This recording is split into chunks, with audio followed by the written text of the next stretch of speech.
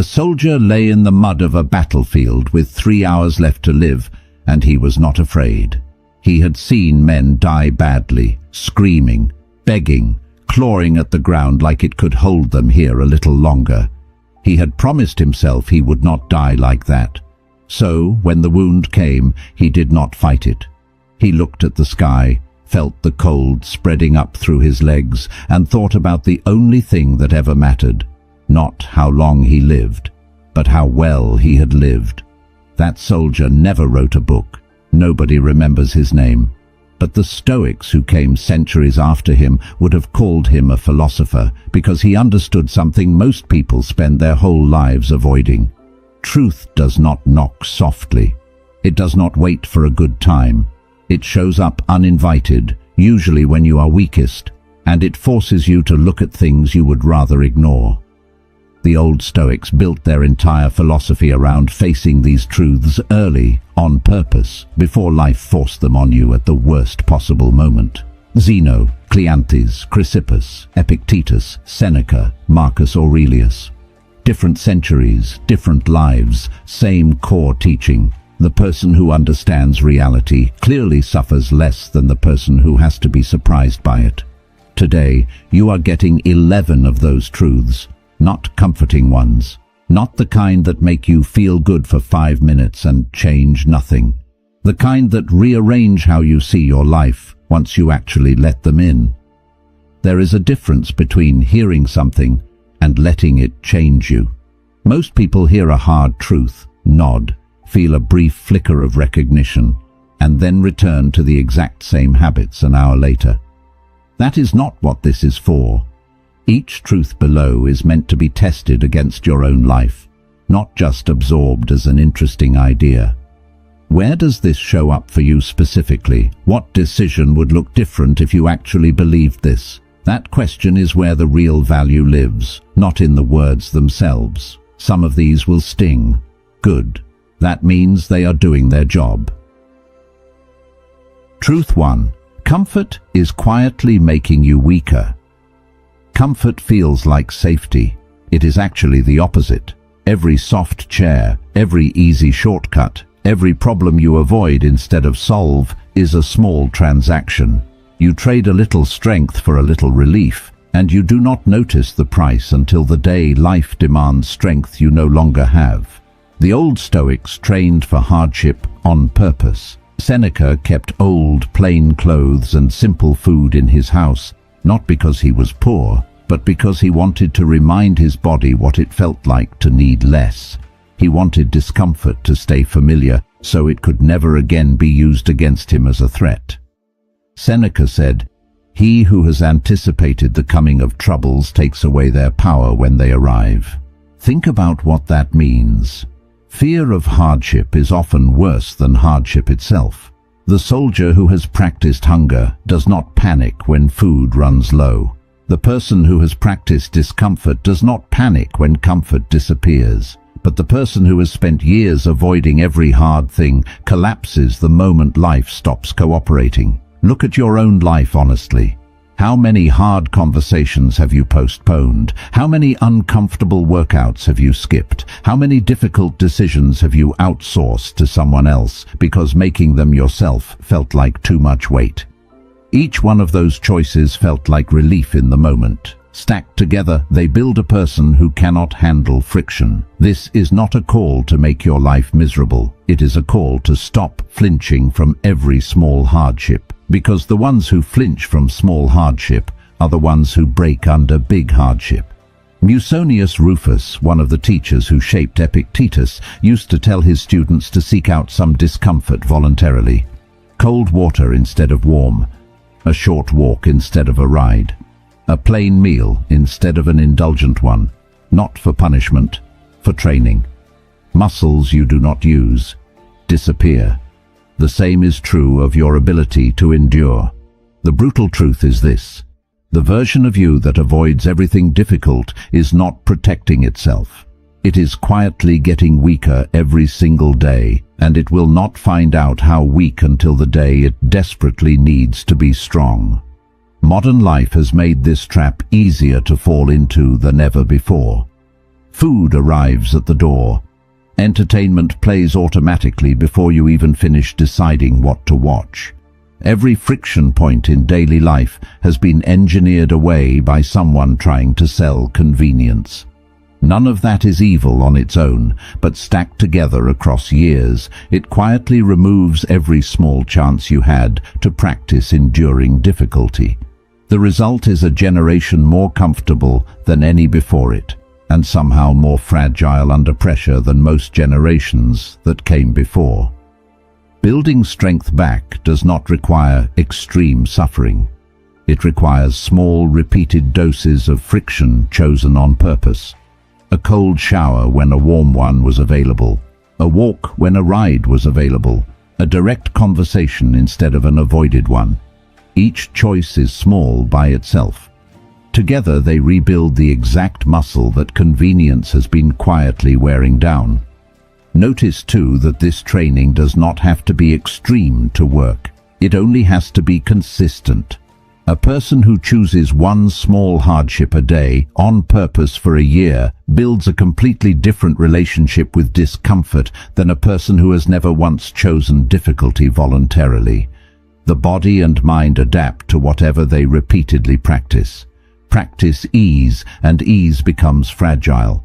Practice friction, and friction becomes manageable. Comment the words below if you feel this one. I choose hard. Truth 2. Nobody is coming to save you. There is a moment everyone eventually reaches, the moment they realize the rescue is not coming. Nobody is going to walk in and fix the situation for them. No mentor, no parent, no lucky break, no perfect circumstance arriving right on time. This sounds harsh, but it is actually freeing once you accept it, because waiting to be rescued is a slow way to waste a life. Epictetus grew up enslaved. He had every excuse in the world to wait for someone else to change his situation. Instead, he built an entire philosophy around a single idea. Some things are within your control and some things are not. And your job is to master the first category completely and stop wasting energy on the second. Epictetus said, "No man is free who is not master of himself." Waiting to be saved puts your freedom in someone else's hands.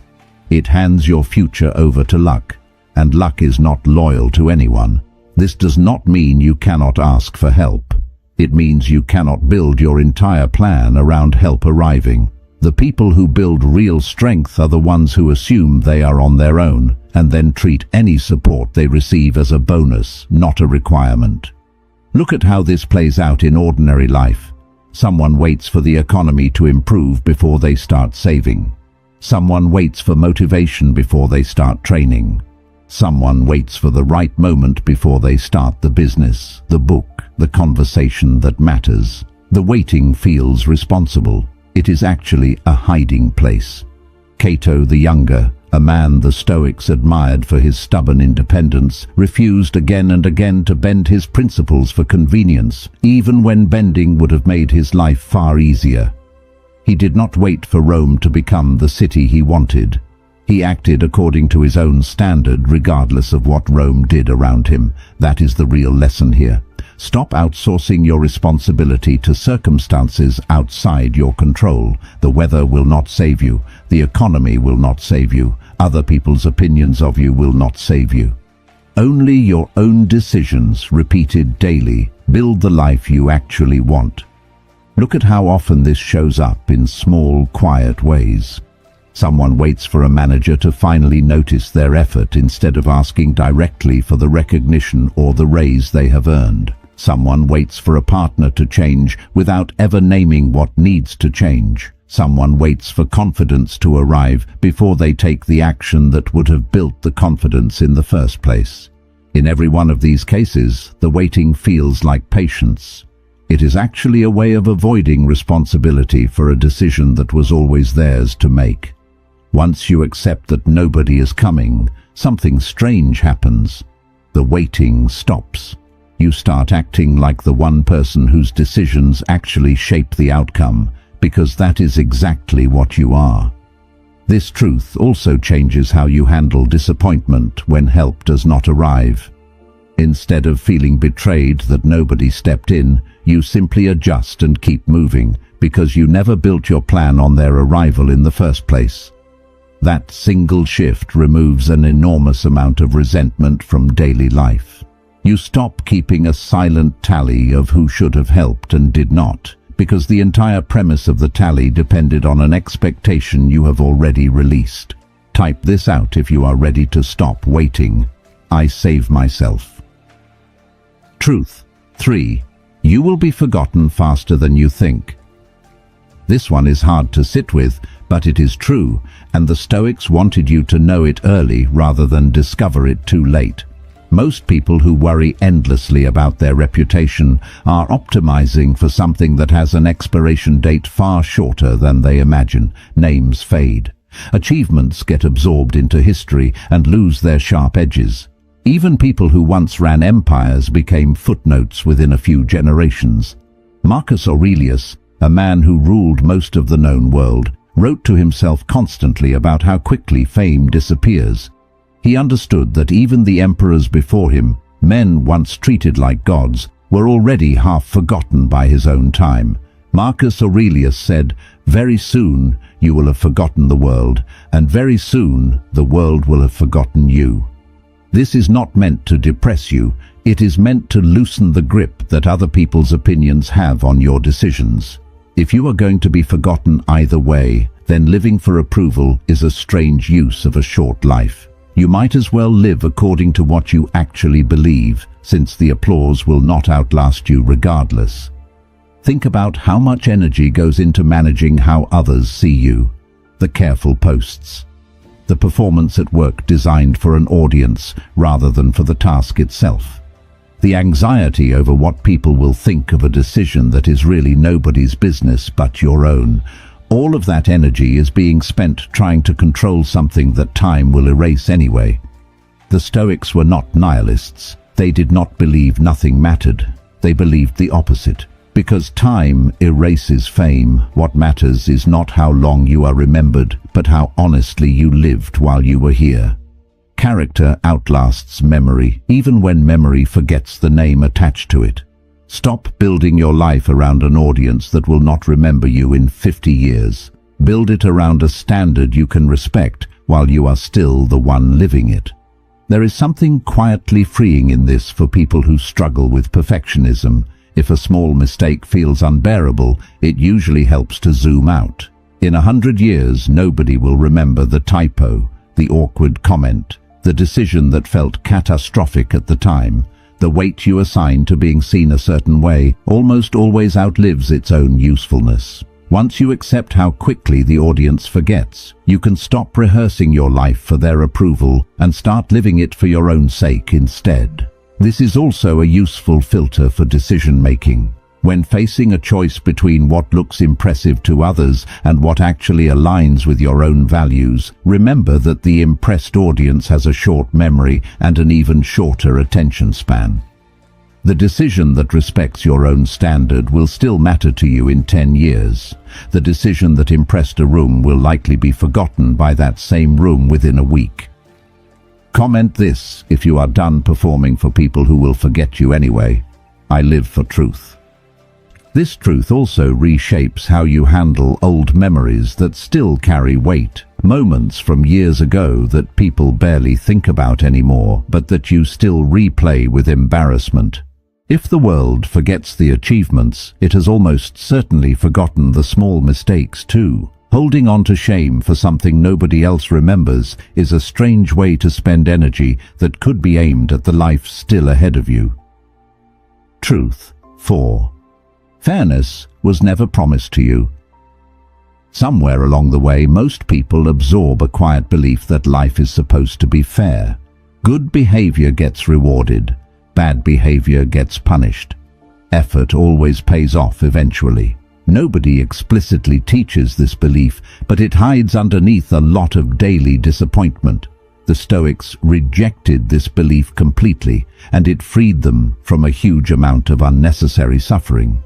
Seneca watched good men suffer and bad men prosper constantly under a corrupt emperor, and he still built one of the calmest philosophies in history. not because he was naive about injustice, but because he stopped expecting the universe to run on a scoreboard it never agreed to keep. Seneca said, "Nothing to my way of thinking is a better proof of a well-ordered mind than a man's ability to stop just where he is and pass some time in his own company." That quote sounds unrelated to fairness until you understand the context behind it. Seneca was writing to a friend about how much peace comes from stopping the constant external comparison. Comparing your effort to someone else's reward is exactly the trap that fairness thinking creates. You worked hard and got little. They worked less and got more. That comparison will eat you alive if you let it. Life was never a contract that guarantees outcomes match effort. Weather does not care if your crops deserve rain. Illness does not check your resume before arriving. Opportunity does not always find the most qualified person first. This is not an excuse to stop trying. It is a release from the exhausting belief that you are owed something just because you behaved well. Do the right thing because it is right, not because you expect the universe to pay you back for it. The moment you stop demanding fairness from a universe that never promised it, you stop being blindsided by every disappointment life delivers. A lot of modern frustration comes from exactly this broken expectation. Someone works years at a job and gets passed over for a promotion they were sure they earned. Someone treats a friend with total loyalty and gets betrayed anyway. Someone raises a family with care and still watches things go sideways despite doing everything right. None of that means effort is worthless.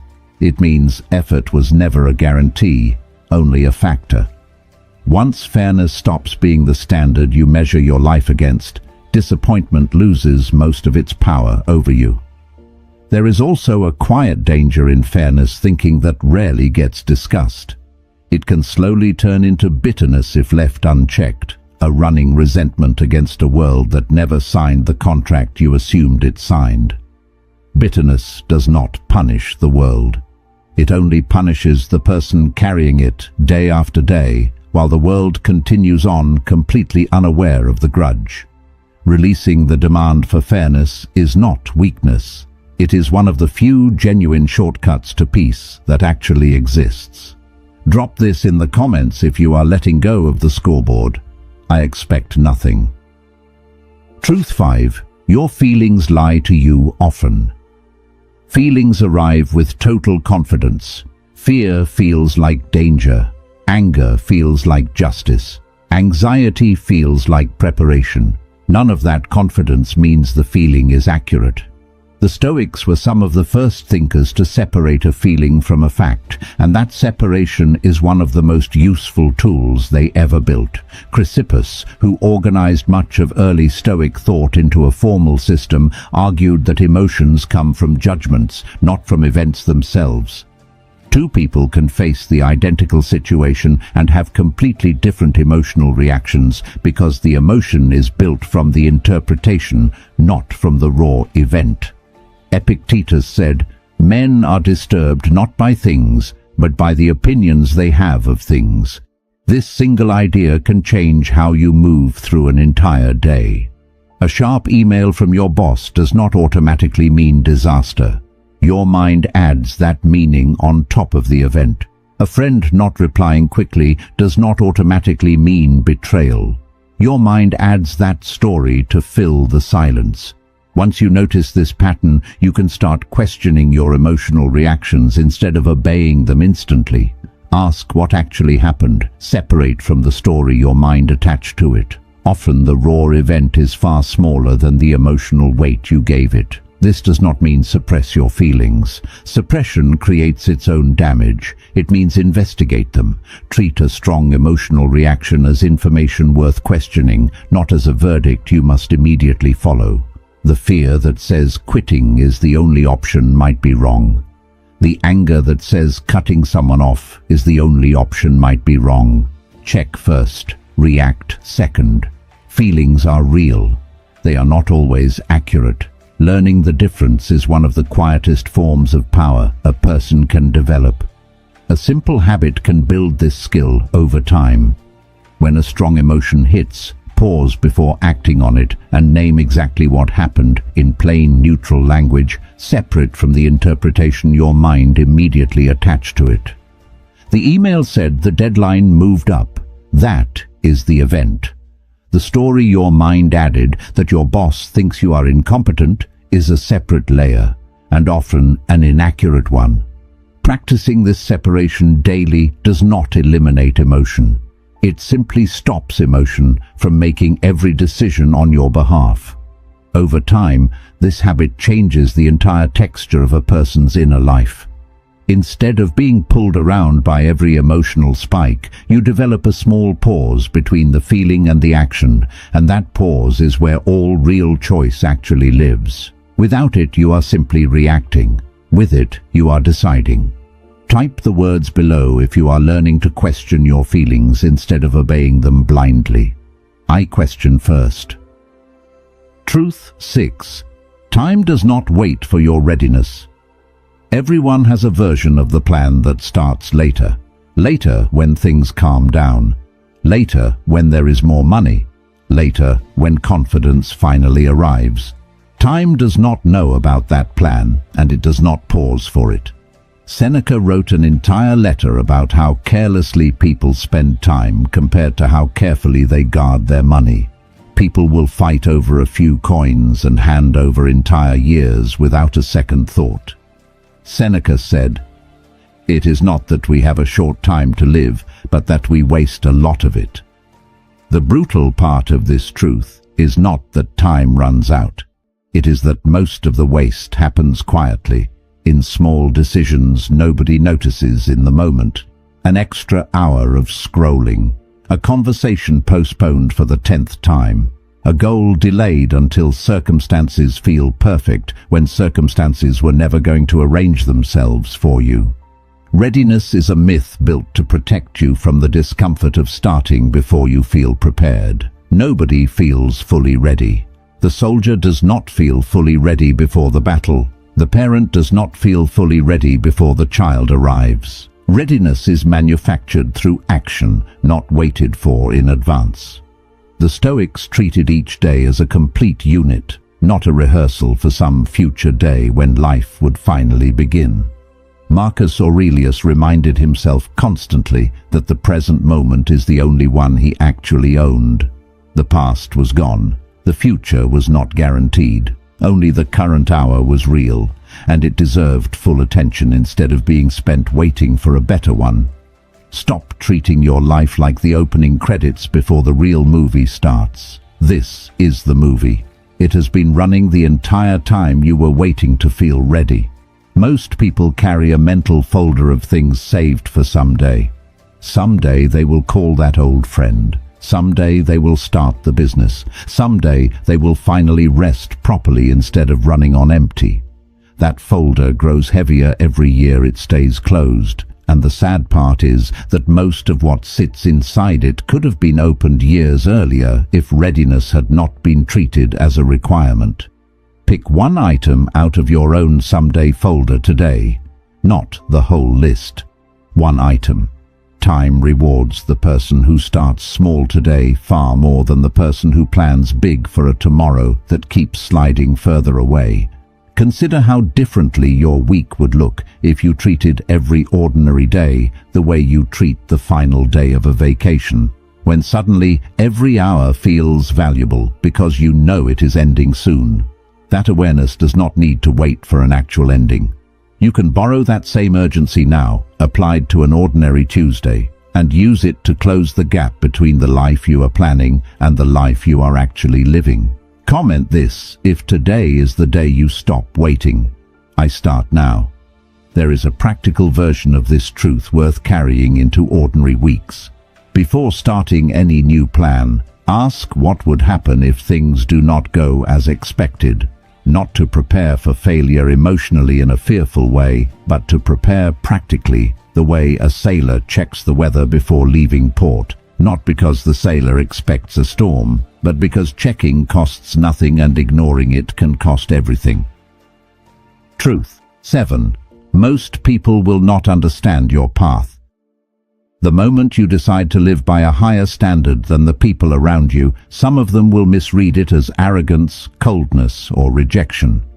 This is one of the loneliest parts of growth, and almost nobody warns you about it in advance.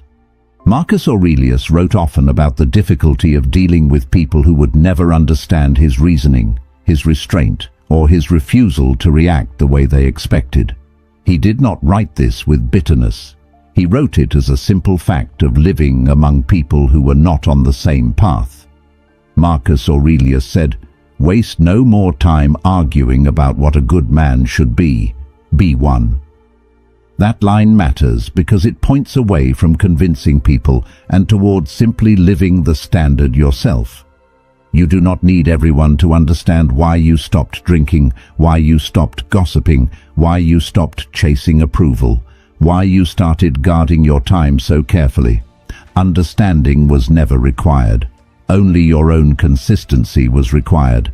Some relationships will thin out when you change. Some people preferred the version of you that matched their habits. This is not always malice on their part. People are often just comfortable with the familiar, and your growth disrupts that comfort without you intending to disrupt anything. The Stoics accepted this as the cost of living deliberately instead of living to be understood. Zeno of Citium built an entire school of thought that was mocked in his own time by rival philosophers, and he kept building it anyway because he was not trying to win a popularity contest. He was trying to describe reality accurately. You will not get full understanding from everyone around you, and chasing that understanding will slow down every meaningful change you try to make. Walk the path because it is right for you, not because you have convinced the whole room to walk beside you. This can be hardest inside families where old versions of you are the most deeply expected to stay in place. A relative may resist your new boundaries, your new discipline, your new refusal to engage in old arguments simply because those changes disrupt a dynamic they had grown used to. That resistance is not always proof you are doing something wrong. Often it is proof you are doing something different, and different unsettles people who preferred the predictable version of you. Respect them. Stay kind. But do not shrink back into the old pattern just to restore their comfort at the cost of your own growth. Over time, most of the people worth keeping around eventually adjust to the new version of you, or they were never the right people to keep close in the first place. Either outcome is fine. What is not fine is shrinking your own growth down to a size that keeps everyone comfortable, because that size is almost always smaller than the size you were capable of becoming. Comment below if you are walking your path even without full understanding from others. I walk alone. Truth 8. Effort without aim is wasted motion. Working hard feels virtuous. It is not automatically useful. A person can spend enormous energy every single day and still end up nowhere, simply because the effort was never aimed at anything specific. Seneca compared this to a ship without a destination. No wind is favorable to a ship that does not know which port it is heading toward. Seneca said, "If a man knows not to which port he sails, no wind is favorable." This is one of the more overlooked Stoic ideas, because Stoicism gets reduced sometimes to just enduring hardship quietly. The philosophy was never only about endurance, it was also about direction. Enduring the wrong path with great discipline still leads you to the wrong destination. Look honestly at your own effort. Are you working towards something specific, or are you simply staying busy because busy feels safer than sitting still and deciding what actually matters? Busy work can become its own hiding place, a way to feel productive without confronting the harder question of what you are actually building toward. The Stoics practiced regular reflection for exactly this reason. Marcus Aurelius wrote to himself nightly, reviewing what he had done and whether it matched the values he claimed to hold. Not to punish himself, but to correct course before drifting too far. Without that regular check, effort tends to drift toward whatever is loudest and most urgent, rather than what is actually important. Deadlines get chased, distractions get answered. Meanwhile, the real goal, the one that actually matters 5 years from now, gets pushed aside because it never screamed loud enough to demand attention today. Aim your effort deliberately. Ask before you exhaust yourself whether this direction actually leads somewhere you want to end up. Motion without direction is just tired standing still. A useful practice here is a short weekly check, sitting down and asking whether the last 7 days actually moved you toward the outcome you claim to want, or whether they were simply filled, not judged harshly, just checked honestly. If the answer keeps coming back the same distractions, eating the same hours, that repetition itself is valuable information. It shows exactly where effort is leaking out through the sides instead of moving forward. Direction does not have to be grand to be real. It can be as simple as one clear priority for the coming month, held firmly enough that smaller distractions have to earn their way into your schedule instead of automatically taking it over. A ship with even a modest destination will still outperform a ship with none at all, regardless of how strong the wind happens to be. Type this if you are done confusing busy with productive. I aim with purpose. Truth 9. You cannot control what happens to you. This truth sits at the center of everything the Stoics taught, and it is worth hearing again in a new way, because most people accept it in theory and ignore it completely in practice. You do not control the traffic, the diagnosis, the layoff, the storm, the stranger's rudeness, or the outcome of most things you care about. You control your judgment about them, your response to them, and the effort you bring afterward. That is the entire list. Epictetus opened his teaching with exactly this division, because he believed almost all human suffering comes from confusing the two categories, trying to control the uncontrollable and neglecting the controllable. Epictetus said, "Make the best use of what is in your power and take the rest as it happens." Notice the second half of that line, take the rest as it happens, not fight the rest, not demand the rest bend to your preference. Take it the way you take weather, the way you take the tide. This is not passivity. The Stoics were not telling you to stop trying. They were telling you exactly where to place your effort, so it stops being wasted on things that will never respond to it. You cannot control whether the client says yes. You can control the quality of your proposal. You cannot control whether your body ages. You can control how well you care for it today. Once you stop pouring energy into the outcome column and start pouring it entirely into the effort column, something shifts. Anxiety drops, not because the world got safer, but because you stopped fighting battles you were never equipped to win in the first place. Think about how this plays out with something as serious as a health scare. A diagnosis is not within your control. Whether you follow the treatment plan carefully, whether you rest when your body asks for rest, whether you keep a steady mind through the process, all of that is within your control. Two people can receive the same difficult news and live through it completely differently, not because one is luckier, but because one keeps fighting the diagnosis itself, while the other channels all their energy into what can actually be influenced. This same principle applies to smaller frustrations that eat up far more daily energy than a health scare ever will. Traffic, a delayed flight, a rude stranger. None of it responds to your frustration. The car ahead of you does not move faster because you are angry.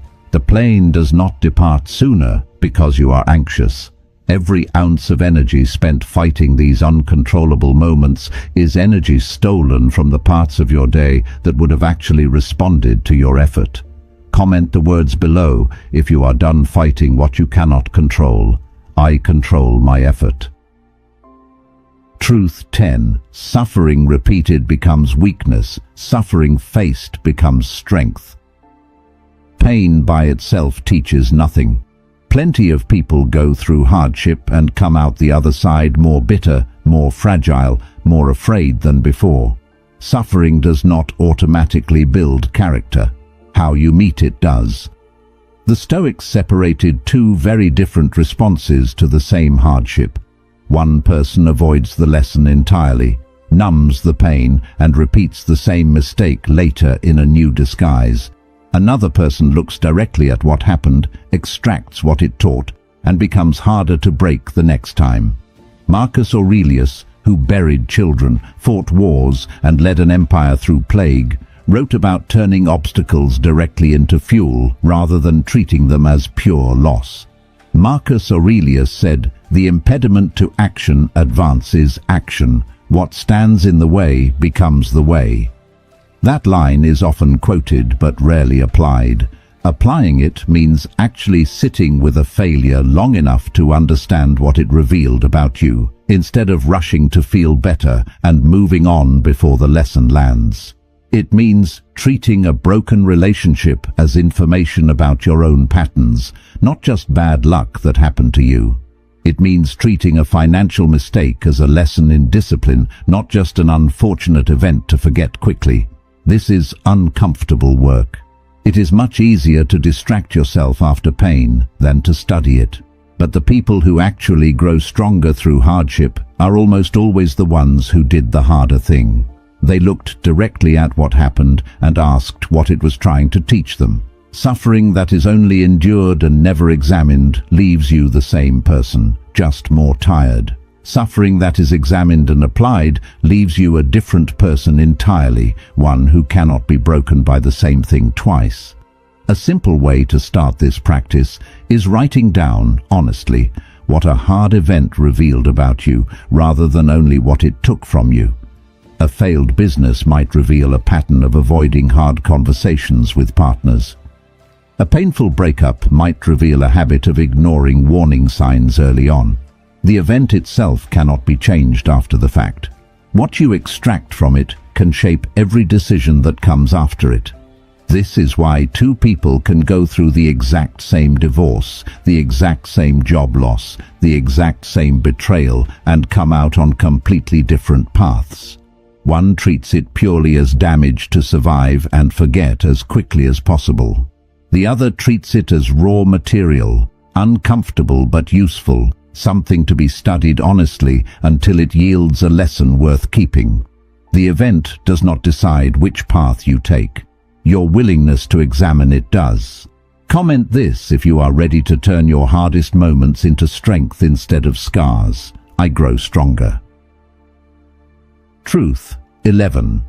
This life ends, and that is the point. Every single person reading this will die. That sentence sounds harsh out of context, but the Stoics considered it one of the most useful facts a person could carry with them daily, not because it is depressing, but because it is clarifying. Marcus Aurelius kept the thought of death close, not out of fear, but as a filter for deciding what actually mattered. If this were the last conversation, would you still waste it on complaint? If this were the last project, would you still treat it carelessly? Death was not a threat to him. It was a measuring stick for how seriously to take the present moment. Marcus Aurelius said, "You could leave life right now. Let that determine what you do and say and think."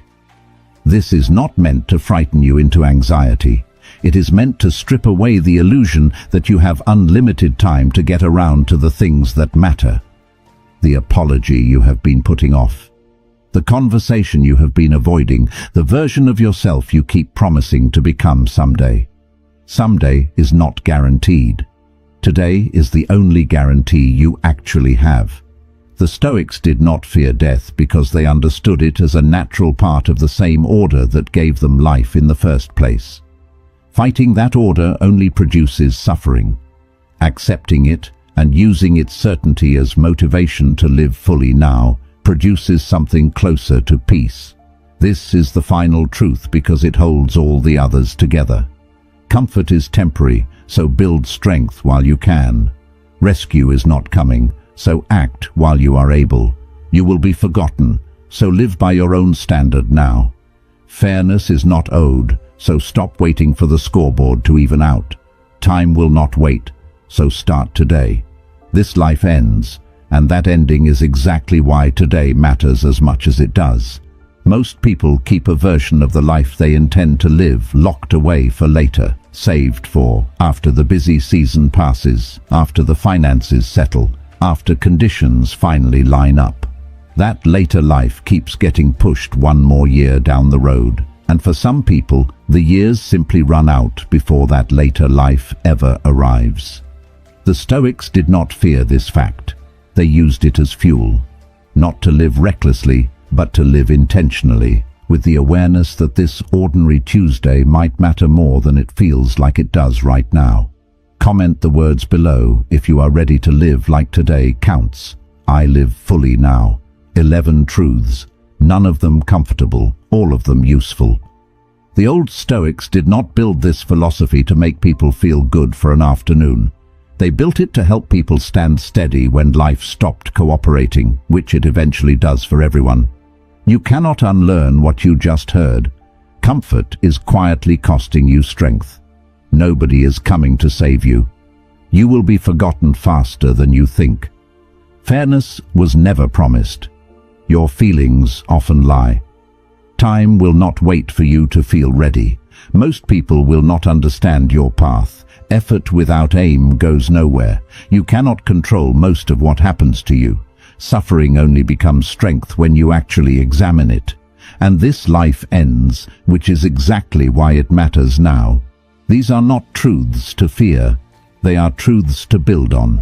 The soldier in the mud was not afraid because he had already made peace with what could not be changed, and he had already decided what kind of person he would be regardless of the outcome.